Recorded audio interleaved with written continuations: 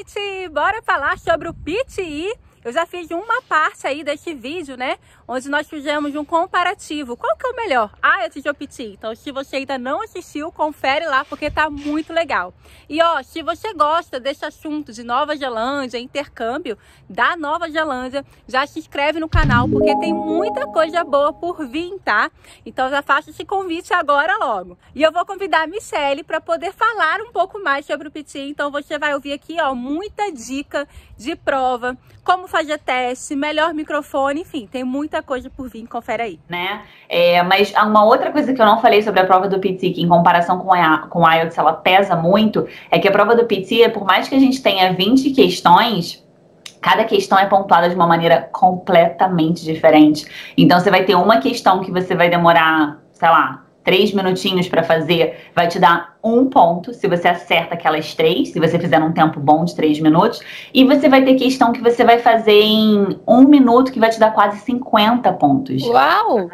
Então isso é muito importante, você entender onde você deve investir o seu tempo na prova, e não só na prova, o seu tempo de estudo. Porque se você fica investindo o seu tempo de estudo numa coisa que vai te dar 1 ponto no final da história, não é um bom investimento.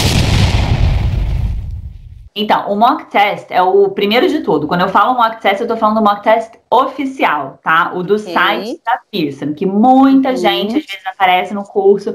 Ah, eu tô fazendo esse mock test aqui, ou eu fiz esse mock test aqui, o que a Michelle acha? Eu preciso me inscrever no ACE em PTE? E eu sempre dou a mesma resposta. Só confiem no mock test oficial. Tá? Eu já vi mock tests que são vendidos como mock test, mas de outros sites que vendem exercícios e vendem cursos, que não tem a inteligência artificial, que é a do PTE. Então, você não vai conseguir ter uma nota que é oficial, para você poder confiar e você poder falar, poxa, legal, isso aqui é o que eu realmente irei tirar na prova, né? Que é o que acontece se você faz o oficial. Se você faz os outros, não dá para saber, porque tem uma variação que cada um vai corrigir de um jeito.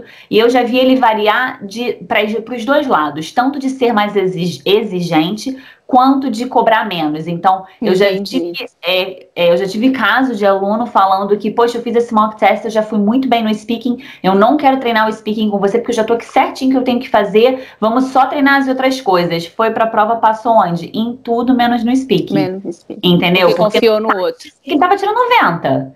Então, acontece isso. E aconteceu também já um aluno que a gente tinha os encontros, eu falava, você tá ótimo, vai pra essa prova. Não, mas no mock test que eu tô falando, tá falando que eu tô com 75, eu preciso 79. Eu falei, você está ótimo, vai pra prova. E ele enrolava pra prova, e aquela nota não subia naquele mock test não oficial.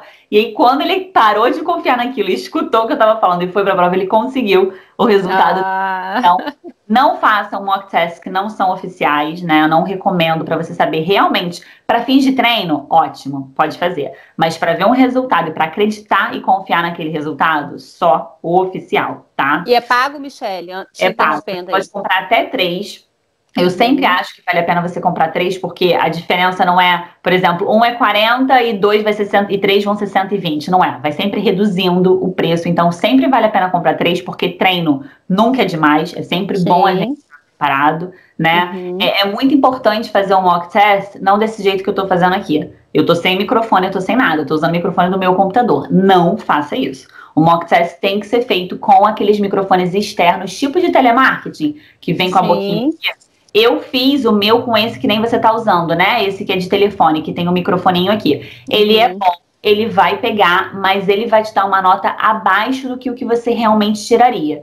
Então, se você quer ter uma precisão mais exata em como você realmente está indo, eu recomendo comprar um externo que vem com aquela espuminha, ou enfim, o gravadorzinho aqui, né? Se você compra aqueles mais high-techzinhos que não tem espuminha, eles são melhores, né? Eles detectam mais. Se você pega o outro com a espuminha que não é tão caro, que não é tão high-tech, talvez você vai ter uma pontuação um pouquinho menor. Mas você consegue ter uma ideia legal de como você vai se sair realmente na prova. E claro, tem que fazer a prova em condições de prova. Sem olhar celular, sem pausar para ficar pesquisando o que é o que não. Ficar olhando a nota. Pra valer. para ter uma ideia real de como você está realmente indo e como você realmente se sairia na prova.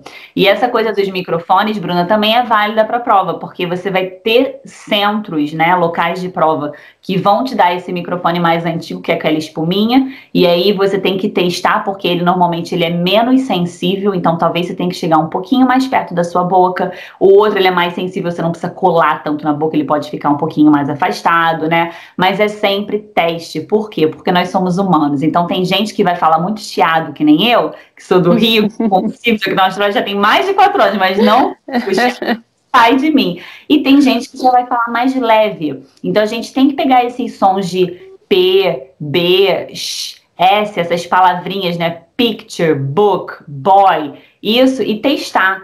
E a gente gravou e escutou, falou, putz, eu tô falando boy, tá dando um chiado. Afasta mais um pouco. Isso é válido para o mock test e para a sua prova, né? Então, aqueles momentos que a gente tem antes da prova efetivamente começar, é o momento de você fazer esses testes e ter certeza que o microfone está te ouvindo bem. E pelo amor de Deus, gente, quem tem tique nervoso, não fica segurando o microfone durante a prova. Porque isso interfere tudo no que está sendo gravado. Então, no seu mock test, não faça isso. Na sua prova de verdade, não faça isso, porque vai interferir no resultado. Não tem como.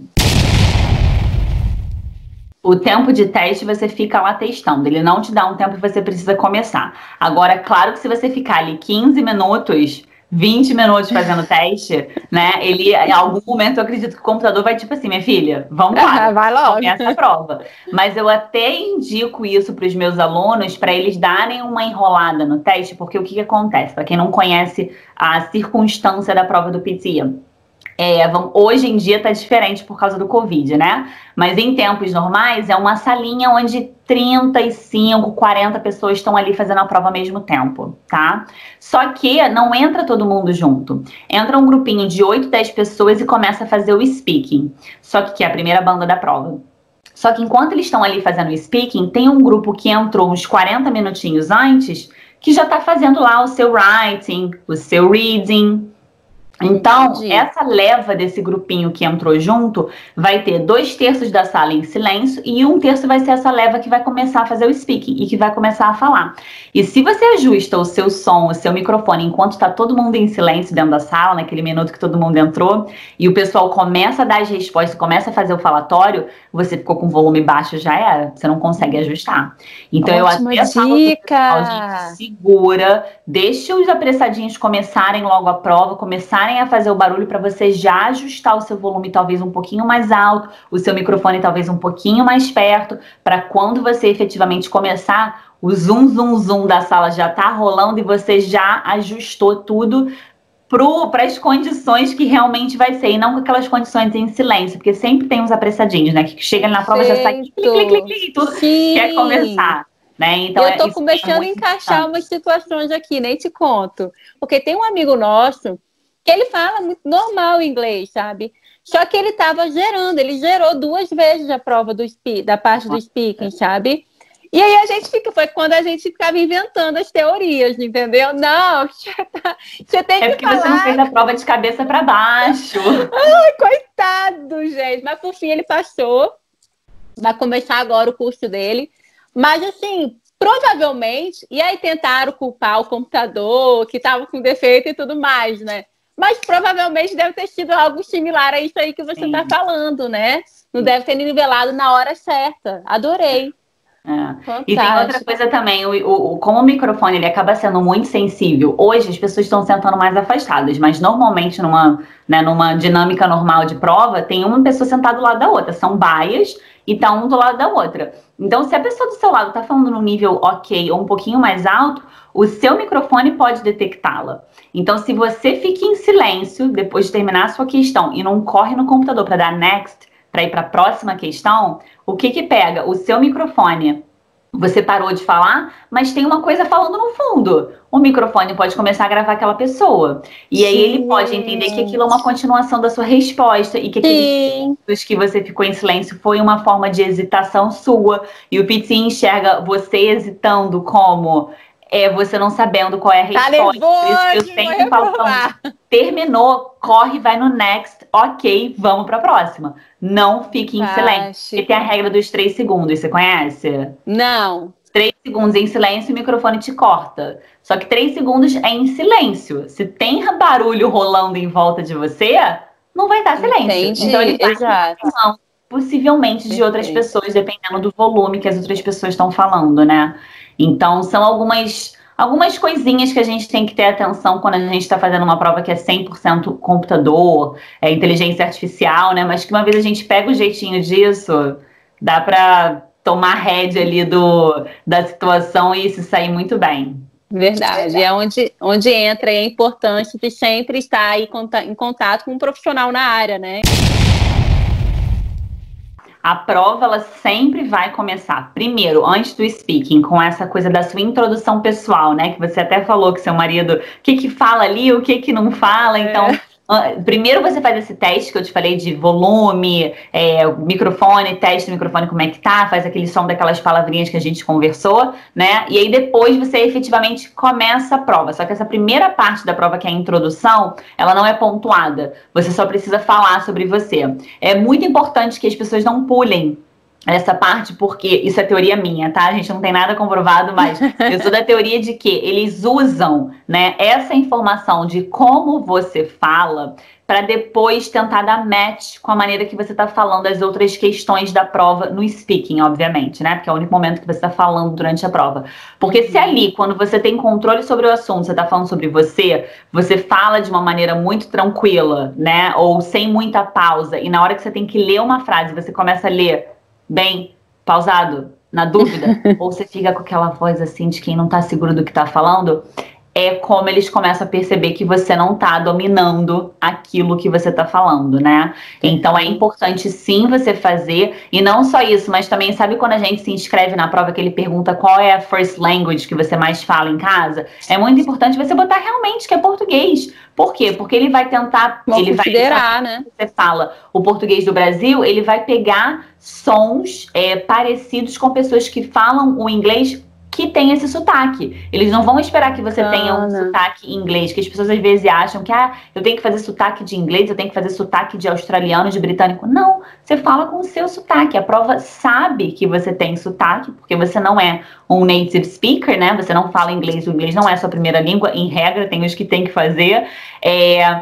E ele vai detectar que mais ou menos as pessoas que falam português no Brasil falam com esse sotaque, e eles vão tentar dar match naquilo com que você tá falando. Então é importante você falar que ali você fala o português, né? Como a língua que você mais fala em casa. E também nessa introdução da prova, você falar ali com muita segurança, com muita certeza, com a sua voz normal, que é a voz que você depois vai repetir durante a prova. Então, acabar essa introduçãozinha, que ela não é pontuada, mas é importante fazer para essa finalidade, você sempre vai ter a mesma ordem. Vai ser speaking, depois do speaking você vai ter o writing, depois do writing você vai ter o reading, e aí finalmente você tem um momento de descanso, que você pode sair da sala por 10 minutinhos para fazer um xixi, beber uma água, respirar, rezar, fazer o que você precisar fazer, meditar e voltar para fazer a última leva, a última banda, que é o listening, né? Então, são 4 bandas da prova, mas a prova, quando ela divide, ela estrutura, ela fala que o speaking e o writing são juntos. Mas assim, não faz diferença. Você, de qualquer maneira, faz essas 3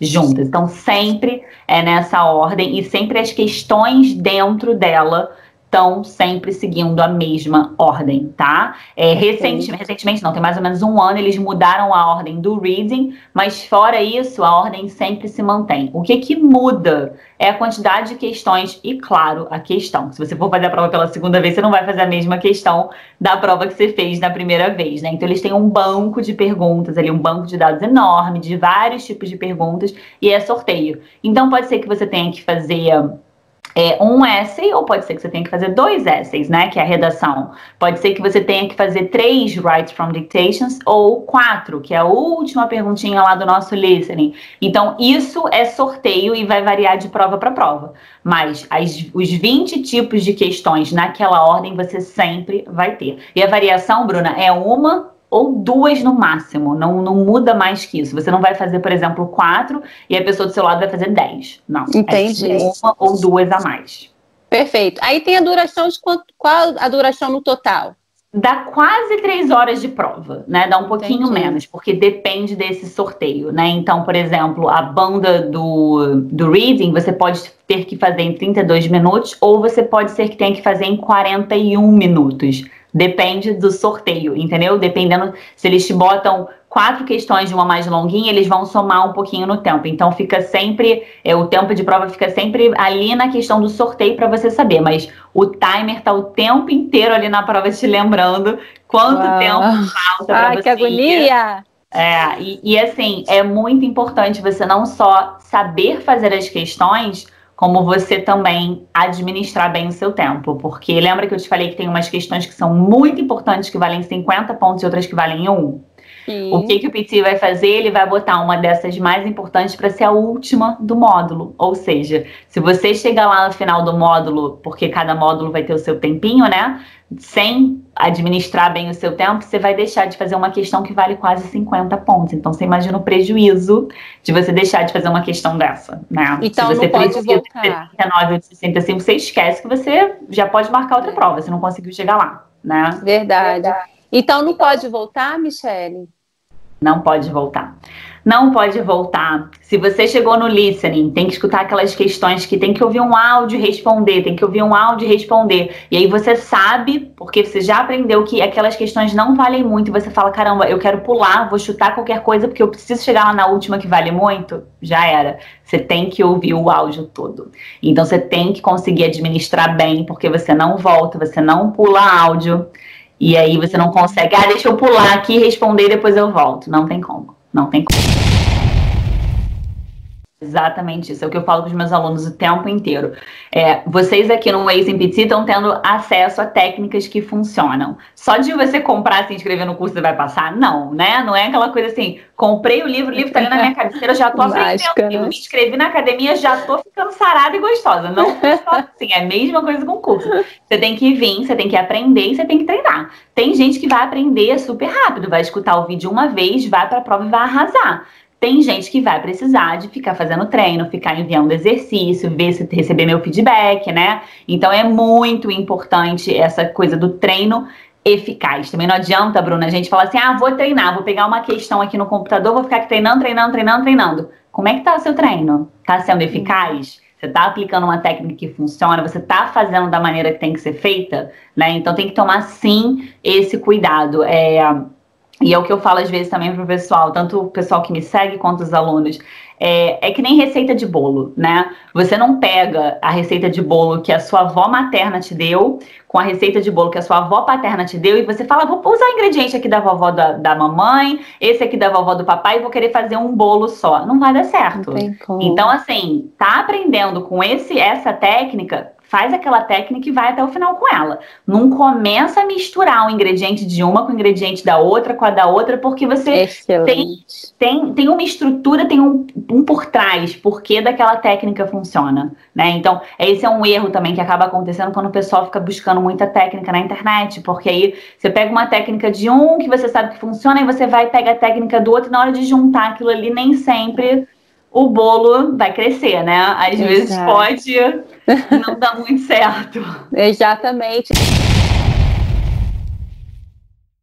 Então, eu já tive casos onde o aluno viu o trabalho que é você melhorar aquele meio ponto no IELTS para você conseguir, e aí quando ele fala, caramba, quando eu precisar do 80, né, que é o 80 no IELTS, é o 7,9 no PT, quando eu precisar no 80, eu te procuro pra gente fazer o PT. Então, eles mesmo já vão vendo que ali é muito mais dificultoso, né? Então, essa aluna que eu mencionei para você ontem, ela tinha feito uma prova anteriormente e a prova dela, eu acho que ela tinha ficado 10 ou 12 pontos abaixo da nota que ela precisava, né?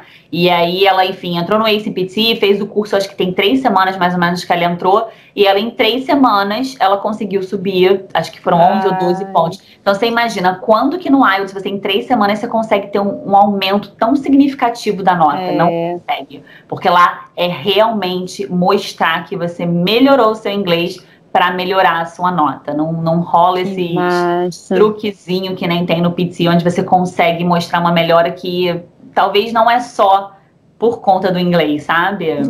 Por conta das estratégias. Aqui na instituição, aqui, Michele, a gente escuta muito isso, que a cada 6 meses você consegue subir meio ponto para o IELTS. Eu não sei se é mito ou se é verdade, né? Mas... dependendo da pessoa, 6 meses é isso mesmo, né? Você na prova do speaking, você consegue ali talvez subir um pouquinho, meio ponto, um ponto assim com 2, 3 aulas, né? Inclusive eu tô com uma aluna hoje no ACPTE, que ela fez IELTS comigo, mas só speaking na época. A gente fez uma aulinha de speaking, ela foi pra prova no dia seguinte, ela conseguiu esse meio ponto, um ponto a mais no dia seguinte, e aí depois ela... Foi uma dessas que falou pra mim, não, agora que eu quero 80, eu vou pro PTE, né? E aí, fazendo o PTE, ela já viu o quanto de diferença da nota que ela tinha no IELTS pra nota que hoje ela tem no PTE, né? Ela falou, não, imagina se eu ficasse esse tempo todo pra chegar nisso no PTE, né? Desculpa, no IELTS. Então, ele é uma coisa, assim, de... trabalho a longo prazo, porque você tem que efetivamente melhorar seu inglês, sua gramática, seu vocabulário. Então, tem muito estudo em paralelo, né? Não é que no PTE não precisa ter um estudo em paralelo. Então, eu falo para os alunos, se você está com dificuldade nessa questão, a gente tem que saber o seguinte, você está com dificuldade porque você ainda não treinou? Então, vamos fazer um treino. Todo santo dia treinando isso aqui por uma semana. Se daqui uma semana você vira para mim e fala, Mia, não tô conseguindo, aí ok, a gente tem que ver. É problema de memória? Porque ninguém usa memória hoje em dia, né? Você não usa. Você pergunta pra você o nome, o número do telefone do seu marido de cabeça, você vai ficar, peraí. Tá tudo no celular, senha, tudo, né? Então, a gente precisa ver. É problema de memória? Porque tem questões no PTE que você tem que ouvir a frase e repetir. E aí, a gente tem que distinguir. É memória, eu não tô conseguindo guardar, ou eu não tô conseguindo compreender. Aí é um problema de inglês. Se for um problema de inglês, a gente tem que fazer um estudo em paralelo. Você tem que começar a escutar mais podcast, escutar suas séries, seus filmes sem legenda, né? Porque ninguém na rua vai ficar falando com legenda, ninguém na prova vai estar falando com legenda, então precisa estar habituando esse listening de estar rolando mais, né? Mas se for uma questão só de memória, eu sempre falo pra ele, gente, 10 dias, 15 dias por 15 minutinhos por dia, volta pra mim e me fala se não melhorou. E normalmente melhora, porque é a falta de costume de fazer aquele exercício, entendeu? Deixa eu só falar uma coisa que eu acho que ficou faltando, que eu acho que eu acabei assustando muito quem é do IELTS, achando que tem que vir do PTE. Não é isso. Se você é uma pessoa que não se dá bem com o computador, que não consegue digitar rápido, que cata milho no teclado, PTE não é pra você. Ótima colocação. Tá? Então é importante saber disso. PTE também não é para aquela pessoa que é muito tímida, fica falando assim pra dentro, sabe? Porque você precisa falar com força, porque você tá com o microfone. Então, se você falar com uma máquina, uma coisa que te trava, que você precisa estar vendo alguém ali para falar e tal, PTE não é para você. Mas se você é uma pessoa que para falar com alguém você fica tímida, que se você fala com uma máquina você bota mais para fora, o PTE é para você. Então, assim, não é que o PTE é para todo mundo. A gente tem que conseguir fazer esse balanço, né? E se você realmente é uma pessoa que não se dá com tecnologia, você precisa usar mouse, teclado, um computador, um fonezinho e toda a sua prova é com computador. Então tem que levar essas coisas em consideração antes de decidir qual que vai querer. Então vamos lá. Vou falar na ordem da prova então pra gente ir conversando. Então, primeira parte da prova é o nosso speaking, né? E aí a gente tem o nosso read aloud. O read aloud, ele é uma questão que a gente vai ter que ver uma passagem na tela e vai ter que ler em voz alta aquela passagem.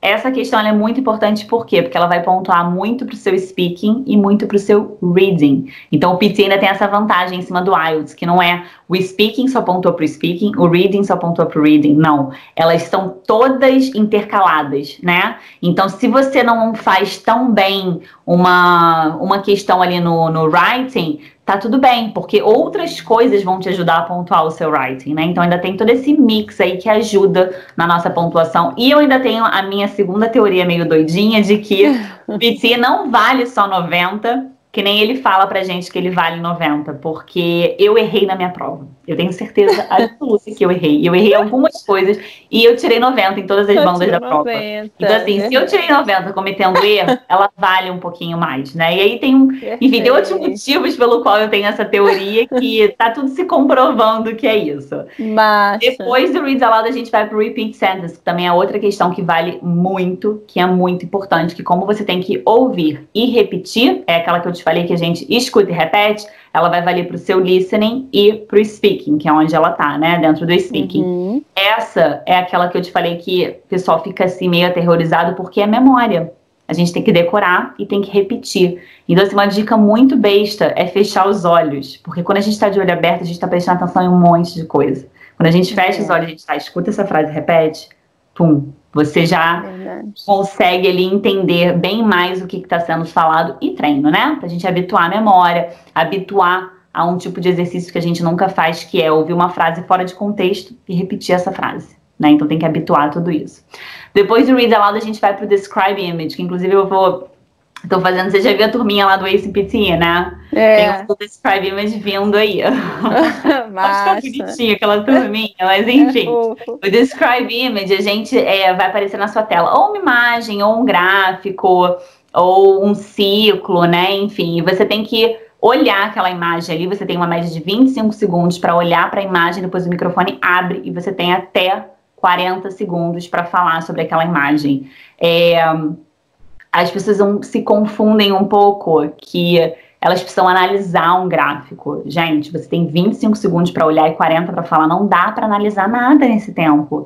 Então, vai descrever o que você está vendo, que está tudo bem, né? É importante nessa questão a gente conseguir ter uma ordem das coisas que a gente vai falar, porque no speaking você é pontuado pela sua oral fluency, que é como você fala, né? E sua pronunciation, que é como você pronuncia as palavras, e claro que também pelo conteúdo, mas é muito mais importante o como você tá falando. Então, se você sabe tudo o que você tem que falar, mas você fica hesitação pro PT significa que você não tem controle da língua, e se você não tem controle da língua, você não pontua muito alto, né? Então, é uma coisa que a gente tem que estar muito bem organizadinho. Eu vou falar título, vou falar categoria, vou falar eixo X, vou falar eixo Y, ponto mais alto e me encerro. São só 40 segundos.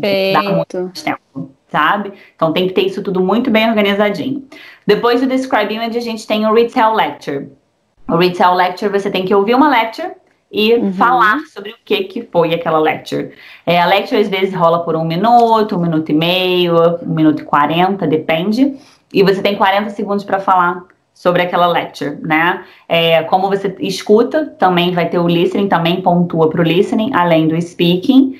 E também o como você fala, ele é muito importante, né? Durante todo o seu speaking, você tem que estar falando com muita força, com muita segurança do que você está falando.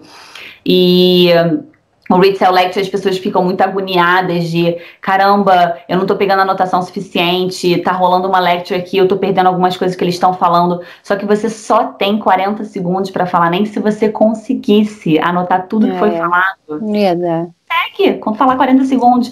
Então, abstrai um pouco de eles estão falando e eu tô perdendo, tá tudo bem. Pega o que você conseguir pegar e devolve aquilo pra prova que já tá maravilhoso. Outro mito que as pessoas falam, se você é cortada, se o microfone te corta, se a gravação te corta, enquanto você tá falando, você perde ponto. Mentira, eu fui cortada em todas as minhas respostas e fiquei com 90. Então, esse é outro mito. Mito. Aí a gente chega na última do speaking, o Answer Short Question. Aqui é o único momento do speaking que você pode falar, ok, eu posso falar com calma, eu não preciso mais ficar nesse desespero de falar com força, falar com entonação, porque só nessa questão do speaking você não conta para oral fluency e pronunciation, né, que é o como você fala. Aqui você vai dar uma resposta curta, objetiva, às vezes de 1, 2 palavras, para uma pergunta objetiva. Então eles vão perguntar coisas do tipo, se você está com fome, você come ou você bebe, né? E aí você fala come. Se você está num lugar que tem gases que são maléficos para a saúde, você usa máscara ou você usa capacete? Usa máscara, né? Então, perguntinhas assim que podem te dar as duas opções, ou fazer uma pergunta em abstrato, né?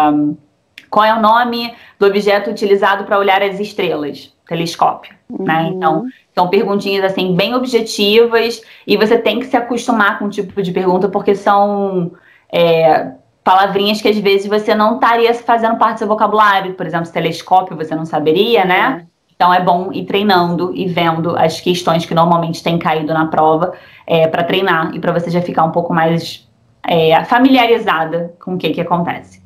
Aí encerrou o speaking, começamos o writing.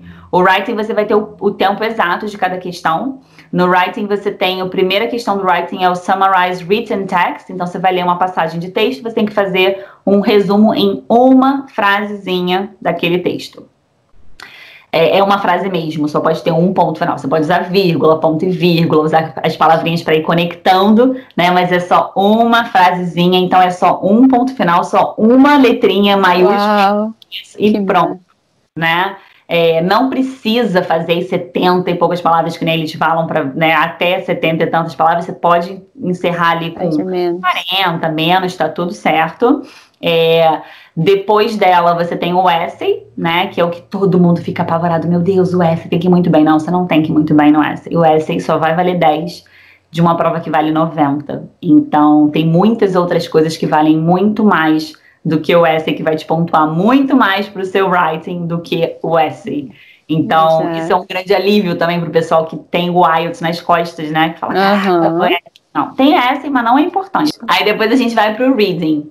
O reading, ele é bem mais objetivo, são perguntinhas que você consegue treinar você mesmo sozinho e ver seu resultado, porque é tudo com gabarito, né? Então você vai ter, a primeira vai ser o Reading and Writing Fill in the Blanks, que vai ter uma passagem de texto, onde cada blankzinho no texto vão ter várias palavrinhas em branco, e dentro desses blankzinhos você vai clicar, ele vai aparecer para você uma listinha de 4, 5 palavras, e você tem que selecionar qual que mais cabe ali, naquela frase, naquele contexto, né? Ela pontua muito, e ela pontua, como o nome já diz, pro reading e pro writing. A pegadinha aqui é o seguinte, ela tá a primeira questão do seu reading. Você só tem uns 32 minutos, lembra que eu falei? Pro seu reading. Se você começa ela e você pega, sei lá, ela pode ser de 5 a 6 questões. Então imagina se você tem 5 questões nessa, com passagenzinhas de texto relativamente médias, né? Não são parágrafos curtos, onde em cada uma delas você tem 4, 5 palavras para ver o que encaixa melhor ali. Se você faz num tempo muito bom, você está fazendo aquilo ali em 2 minutos, 2 minutos e meio, para você conseguir fazer o negócio direitinho e ir adiante, né? Se são 5... você já tá quase com 15 minutos sendo gasto. Você está usando uns 3 minutinhos cada uma.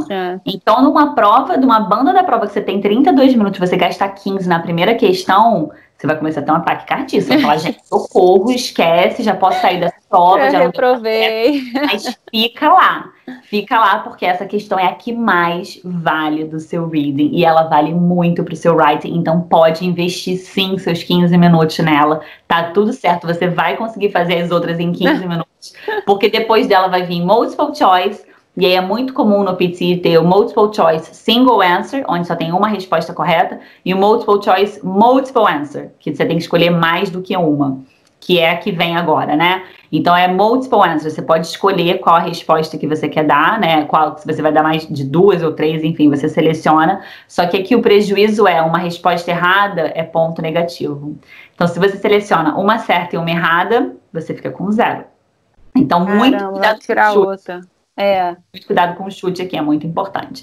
Depois a gente vem para o Reorder Paragraph, que é ler algumas, vamos dizer assim, são vários parágrafozinhos curtinhos, fora de ordem, e você tem que organizar eles. Aqui a pontuação ganha por par.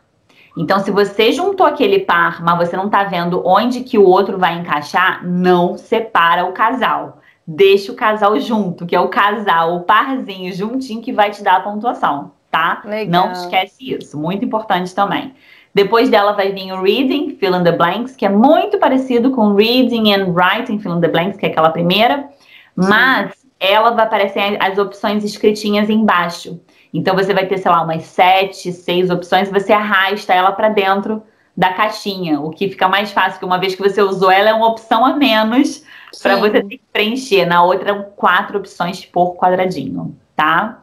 E aí, por último, a Multiple Choice Single Answer. Você lê a passagem e você seleciona qual que é. Aí agora é o momento do intervalo, 10 minutinhos, sai da prova, bebe uma água, faz um xixi e volta renovada para o seu listening.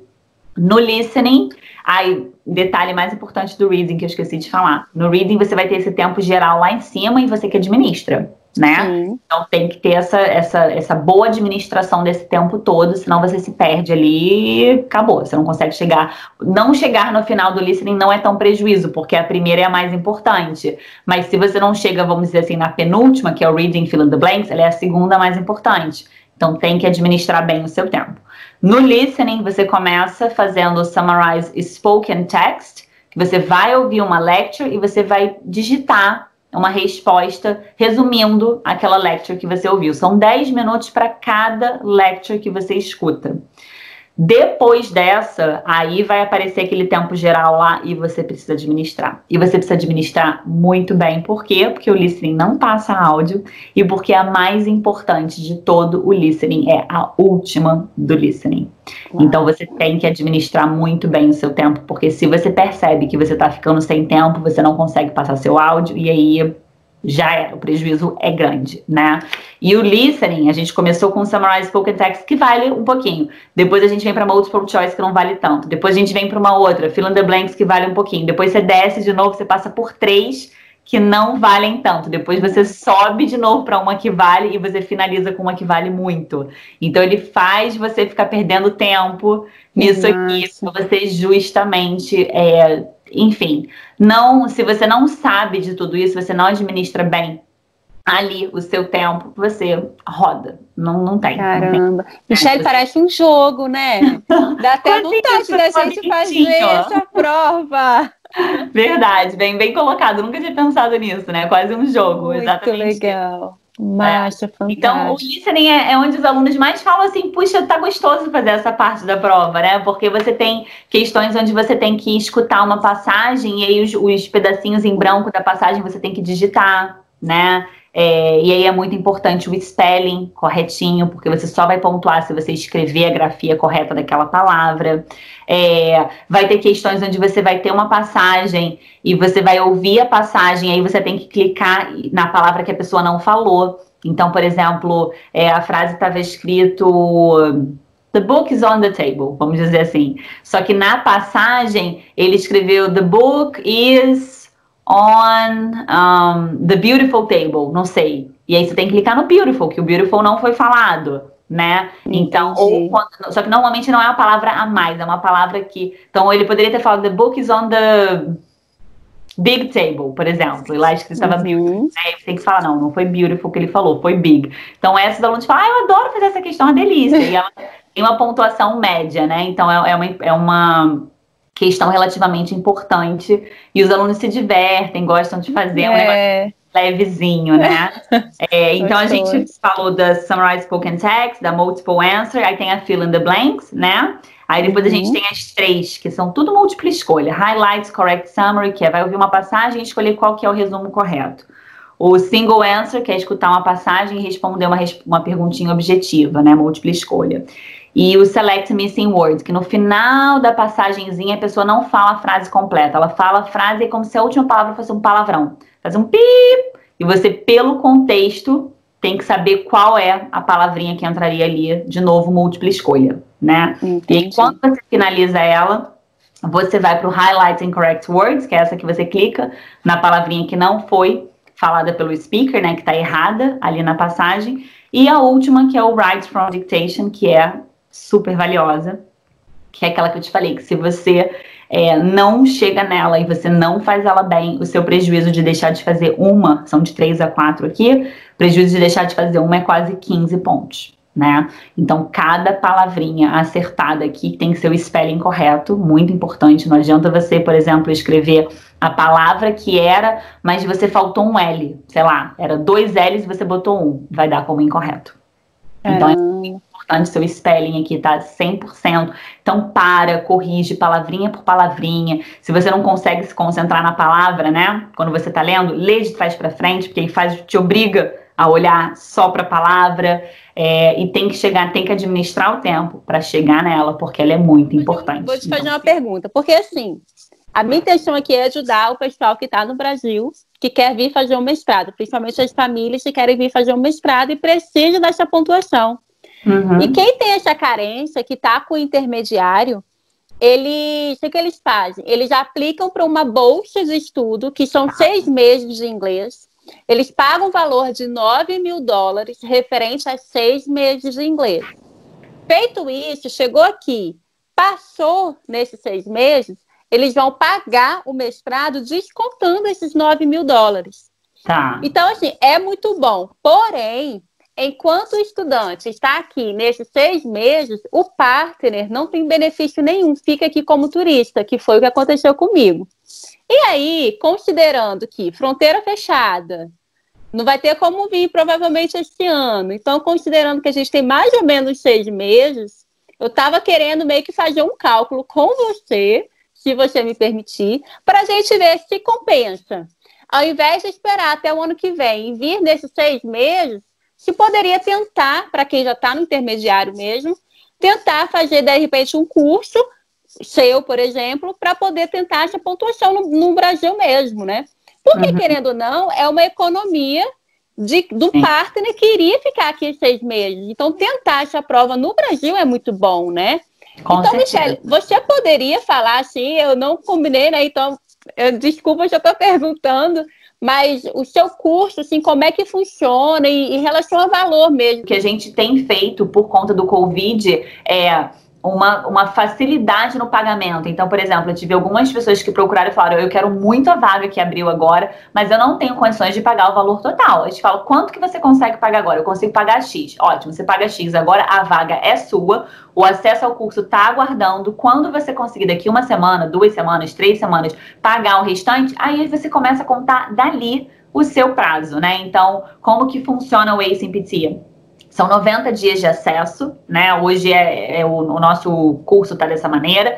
Então, são 90 dias de acesso a partir do dia que você começa, onde você vai ter acesso à nossa plataforma de estudo, onde tudo que você tem para aprender sobre a prova do PT tá ali, né? E até muito mais, porque às vezes eu fico falando de coisas que não tem nada a ver com o PT e falo, gente, pensa nessa maneira e faz isso aqui. Eu tenho o nosso lema lá, que é eu vou passar nessa prova, eu já passei nessa prova, eu sou aluno do ACE PT, então um pouquinho além do que só a prova, né? E aí, com esse estudo, você já tem todas as ferramentas, né? Vamos dizer assim, para você poder passar na prova. Só que para auxiliar mais, eu ofereço o Coaching Call. Então, o que é a Coaching Call? É um momento de treino e de tirar dúvida com os alunos. Eu tô online toda semana, para quem quiser ficar online pra gente. Inclusive, eu vou ter daqui a pouquinho a nossa Coaching Call dessa semana, com meus alunos do Ace PT, onde a gente treina, onde a gente tira dúvida. A Coaching Call é sempre gravada, então se você não consegue participar aquele dia, você manda o seu áudio gravado para eu analisar como é que você está fazendo aquela questão do speaking, para eu te mostrar como é que você tem que fazer. E é tudo gravado, você chega à noite em casa, quem não conseguiu participar hoje, agora às 5h30, vai chegar hoje à noite em casa, vai estar lá na plataforma, ele vai conseguir escutar o feedback específico para o áudio dele, escutar o treino dos outros alunos, ver a dúvida dos outros alunos, enfim, aprender ali com todo mundo, né? Então, além da nossa plataforma, a gente tem as coaching calls, a gente tem os envios de exercícios pela plataforma, tanto para ser analisado na coaching call, quanto para receber feedback por escrito, né, no writing, nos exercícios do listening também, que são por escritos. A gente tem alguns exercícios em formas de simulado na prova, de novo, na plataforma. De novo, não é para te dar pontuação para te falar, porque isso é só o nosso especial, mas é para você começar a entender como é a ordem da prova, como que você administra o seu tempo, para depois você pensar. A gente tem cronograma de estudo, como é que você tem que organizar a sua semana, o que você estuda em cada dia, quanto tempo de cada um você estuda, enfim, você tem acesso a tudo isso por 90 dias e o investimento no Ace PT hoje está $450 australianos, né? A gente tem o nosso guia. Eu tenho um guia enorme que eu vou trazendo cada página, explicando a questão, para o que ela pontua, onde ela pontua, se ela é importante, se ela não é importante. Tem a lista da importância de cada questão, né? Enfim, tem tudo que precisa, né? A pessoa só tem que se inscrever e estudar, e praticar e fazer a parte dela, porque as ferramentas estão todinhas lá para destravar todo o potencial dela para ela fazer a melhor prova dela. Legal. E assim, gente... por que eu fiz essa pergunta, né? Porque para quem vem, tem que fazer. Cada mês aqui são $1.250 de comprovação para o estudante, né?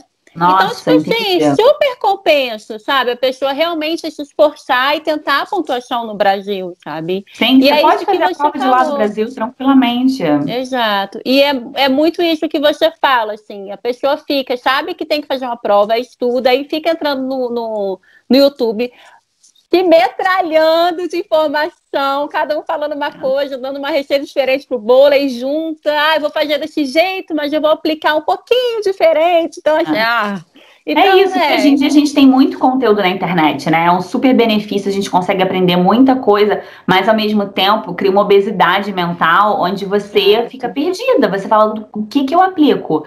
para onde eu vou. Não tô falando que só a minha técnica funciona, não. Tem várias técnicas que funcionam, tem vários profissionais tão competentes quanto eu, mas cada um tem o seu diferencial e eu acho que você tem que fazer o seu curso com quem se conecta com você, né? Quem você se conecta com, né? E tem gente que vai olhar pra mim e falar, essa menina tem, sei lá, tem tique, já mexeu no cabelo 3 vezes, eu não gosto. Essa menina tem o nariz torto pra lá, eu não quero, então não adianta, né? Você tem que ir com quem você se conecta, quem você gosta, do jeito que fala, enfim. E eu gosto de gerar essa conexão com os meus alunos. Então, eu acho que é importante você gerar essa conexão com o profissional que você está buscando. E é isso, é você escolher um. Seja se você vai ficar pegando lá o conteúdo gratuito que eu dou no Instagram, ou fazendo o curso, você precisa escolher um e ficar. Porque se você fica procurando aqui, procurando ali, procurando lá, você fica complicado. Acho que você fica mais rodando do que efetivamente caminhando, né? Seguindo em frente. Então, eu acho que isso que é importante. As pessoas se colocarem na coisa do movimento, de ir atrás, né? De começar a fazer, não ficar só, vou pegar aqui esse aqui que fala um pouquinho online aqui, aquele lá que fica ali, e você efetivamente não começa nada, porque você fica... Não vai caminhar. Com obesidade mental, você fica literalmente pesado ali, que você fala, e agora? Eu faço o quê? Eu vou pra onde? Onde vou?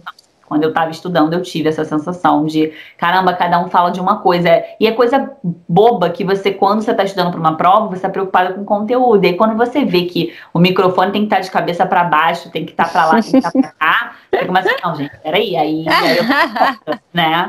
Então, são um tipo de preocupação que quando você tá com um profissional, o profissional vai te falar, olha, é isso, tá tudo certo, você tá fazendo bem, e vai, já foi. E vai na ordem. É isso aí. Tá certo. Michele, quero te agradecer, obrigada pela presença aqui, viu? Obrigada. E quero assim, indicar o pessoal que está em casa, já correr, vou deixar aqui o seu Instagram para o pessoal participar lá, comentar, curtir, colar, né, nas dicas. E é isso, obrigada, de verdade. Obrigada a você, Bruna, muito obrigada. É um prazer estar aqui compartilhando todo esse conhecimento. Eu acho que o importante é isso, né? A gente está compartilhando para poder possibilitar que outras pessoas consigam o que eu consegui, que eu sei que é o que sonho de tanta gente, né? Que é poder ficar aqui na Austrália, na Nova Zelândia, enfim, nem que seja só por um pouquinho para estudar ou que seja de vez como residente, né? O que importa é o que você quer. É só correr atrás do seu sonho e o resto já deu tudo certo. Eba, e essa aí é a segunda parte do vídeo sobre o IELTS de OPT. Michele, obrigada de verdade pelo convite. Se você realmente gosta desse assunto, já se inscreve no canal, compartilha esse vídeo para algum amigo que esteja precisando passar no PTE também. E qualquer dúvida, pode colocar aqui nos comentários, tá bom? Quero te convidar para ir lá no meu Instagram também, porque tem meu dia a dia, tem conteúdo sobre Nova Zelândia. E lá eu consigo ficar diretamente com você no direct, ou então tem meu WhatsApp também. Fique à vontade, viu? Inclusive, se você for lá agora, coloca na última foto: ei, Bruna, tô vindo do YouTube. Vou adorar saber que você passou por aqui antes, tá bom?